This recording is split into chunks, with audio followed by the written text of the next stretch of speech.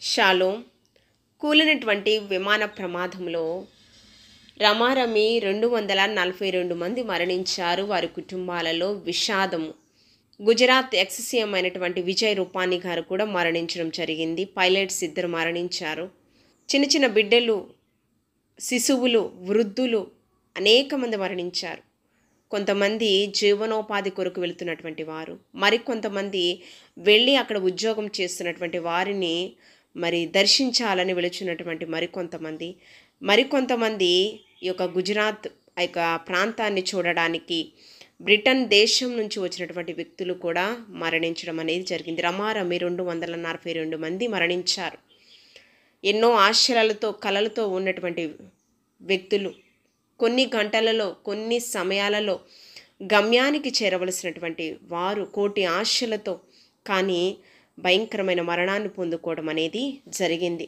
ఇక గుజరాత్లో అహ్మదాబాద్లో మేఘాలయంలో కొన్ని నిమిషాలలో air India flight take off అవుతున్న సమయమందు రమారమి 650 అడుగుల ఎత్తు నుంచి అది కూలిపోవడం అనేది జరిగింది.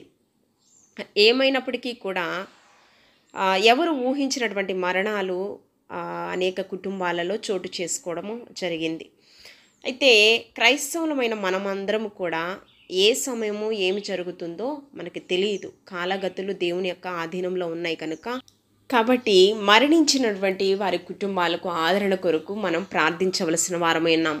అంతేకాకుండా రేపేమి జరుగునో మనకు తెలియదు కాబట్టి ఆవిరి వంటిది మన జీవితం అని యాకోబు గారు తన పత్రికల్లో తెలియపరుస్తూ ఉన్నారు. యాకోబు పత్రిక 4వ అధ్యాయం 13-15 వచనాల్లో మనం చూసినప్పుడు, నేడైనను రేపైనను ఒకానొక పట్టణమునకు వెళ్ళి అక్కడ 1 సంవత్సరం నుండి వ్యాపారము చేసి లాభము సంపాదింతుము రండని చెప్పుకుని వారులారా, రేపేమి సంభవించునో మీకు తెలియదు. మీ జీవం ఏపాటిది? మీరు కొంతసేపు కనబడి అంతలో మాయమైపోవు ఆవిరి వంటి వారే కనుక మరణించినటువంటి వారి కుటుంబాల కొరకు మనము వ్యక్తిగతంగా ప్రార్థించాలి. మన సంఘములలో మనం ప్రార్థించాలి. వారి కుటుంబం యొక్క క్షేమము కొరకు, ఆదరణ కొరకు ప్రార్థన. ప్రేమ నమ్మకం కలిగిన మా కన్న తండ్రి, స్తుతులకు పాత్రుడా, స్తోత్రార్హుడా, ఘనతకార్హుడా, మా గొప్ప దేవా, నీకు వందనాలు ప్రభువా. కూలినటువంటి విమాన ప్రమాదంలో మరణించినటువంటి వారి కుటుంబాల కొరకు ప్రార్థిస్తూ ఉన్నాను ప్రభువా. ఈ యొక్క సమయమందు ఎంతమంది నీ ప్రియబిడ్డలు మృతి చెందారో, మృతి చెందినటువంటి కుటుంబాలను మీరు జ్ఞాపకం చేసుకోండి, ఆదరించండి, మనోధైర్యాన్ని మీరు దయచేయండి ప్రభువా. కృంగిన వారిని లేవనెత్తు దేవా, కన్నీటిలో ఉన్నటువంటి వారిని ప్రభువా సమాధానపరచు దేవా, నీకు వందనాలు నా తండ్రి. ప్రజలకు సేవలు అందించినటువంటి గుజరాత్ ఎక్స్-సీఎం గారు విజయ్ రూపానీ గారు కూడా మరణించడం జరిగింది. వారి కుటుంబాన్ని మీరు ఆదరించండి ప్రభా. ఎందరో కుటుంబాలను ఆదరించినటువంటి వారి కుటుంబము మీరు ధైర్యపరచండి, కనికరము చూపించండి, కృపను చూపించండి, దీర్ఘశాంతము దయచేయండి, నెమ్మదిని దయచేయండి ప్రభా. ఎంతమంది బిడ్డలు మరణించి ఉన్నారు, 242 మంది కుటుంబాలలో తీరని శోకం ప్రభా. వారి కుటుంబంలో ప్రతి ఒక్క కుటుంబము శాంతి సమాధానం దయచేయండి ప్రభా, నెమ్మదిని దయచేయండి ప్రభా. కుటుంబాలలో సమృద్ధిని మీరు దయచేయండి. శాశ్వతమైన ఆనందం త్వరలో మీరు మరలా తీసుకుని రమ్మని అడుగుచున్నాను.